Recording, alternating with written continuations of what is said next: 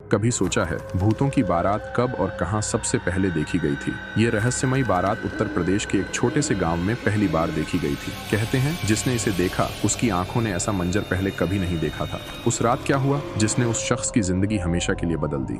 क्या ये सच में भूतों की बारात थी या फिर कुछ और डरावना राज छिपा था?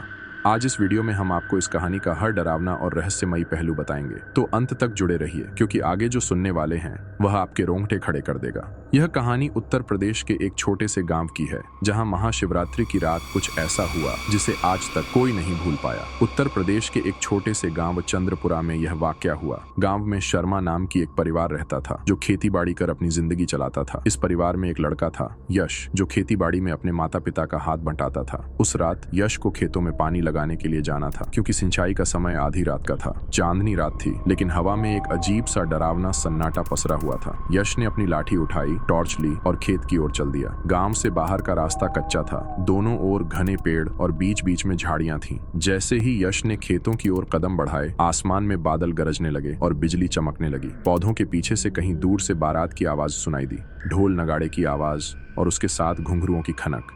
यश ने झाड़ियों के पीछे से झांक कर देखा। उसकी आंखें उस नजारे को देखकर चौंधिया गईं। एक सफेद बग्घी आसमान में तैरती हुई आ रही थी। बग्घी पर बैठा था एक दूल्हा जो सिर से पैर तक सफेद कपड़ों में लिपटा हुआ था। दूल्हे का चेहरा नहीं दिख रहा था, उसकी जगह एक खाली गड्ढा सा था और उसके चारों ओर काली धुंध मंडरा रही थी। बग्घी के पीछे पीछे भूतों की बारात चल रही थी। कोई हवा में तैर रहा था, कोई लंगड़ाता हुआ चल रहा था। उनके हाथों में जलती हुई मशालें थीं और हर कदम पर अजीब सी खड़खड़ाहट की आवाज आ रही थी। बारात के बीचों बीच एक कंकाल ढोल बजा रहा था। ढोल की आवाज दूर दूर तक गूंज रही थी। बारात में शामिल एक महिला सफेद साड़ी में लिपटी हुई रोती चल रही थी। उसके लंबे खुले बाल जमीन तक लटक रहे थे। यश डर के मारे झाड़ियों के पीछे छिपा रहा, लेकिन उसका दिल जोर जोर से धड़कने लगा। अचानक बारात का एक साया रुक गया। उसने हवा में सूंघा और धीरे धीरे झाड़ियों की ओर देखने लगा। साया बग्घी के पास गया और बाकी बारातियों से कुछ फुसफुसाया। बारात रुक गई। ढोल नगाड़े की आवाज बंद हो गई। अब सिर्फ हवाओं की सरसराहट सुनाई दे रही थी। दूल्हे ने अपनी खाली आंखों से झाड़ियों की ओर देखा। ऐसा लगा मानो वो यश को देख रहा हो। यश के पैर जैसे जमीन में जड़ गए थे। वह भागना चाहता था लेकिन हिल भी नहीं पाया। सभी साए झाड़ियों की ओर बढ़ने लगे। उनकी चाल धीमी थी लेकिन उनकी परछाइयां तेजी से यश के पास पहुंच रही थीं। एक साया झाड़ियों के पास पहुंचा और अपने लंबे नाखूनों से यश को बाहर खींचने की कोशिश करने लगा। तभी यश को जोर की चीख सुनाई दी। वह चीख इतनी डरावनी थी कि उसकी आंखें अचानक बंद हो गईं। जब उसने आंखें खोली तो वह सुबह हो चुकी थी। वह पौधों के पीछे जमीन पर पड़ा था। चारों ओर सन्नाटा था। यश हड़बड़ाते हुए उठ खड़ा हुआ और तेजी से घर की ओर भागा। घर पहुंचकर उसने अपने परिवार को सारी बात बताई, लेकिन किसी ने उस पर विश्वास नहीं किया। गांव में भी उसने ये बात बताई, लेकिन कुछ ने इसे सच माना तो कुछ ने इसे उसका वहम कहा। लेकिन असली डर तो यश के लिए अब शुरू हुआ। हर रात उसे वही भूतों की बारात सपने में दिखने लगी। बग्घी, दूल्हा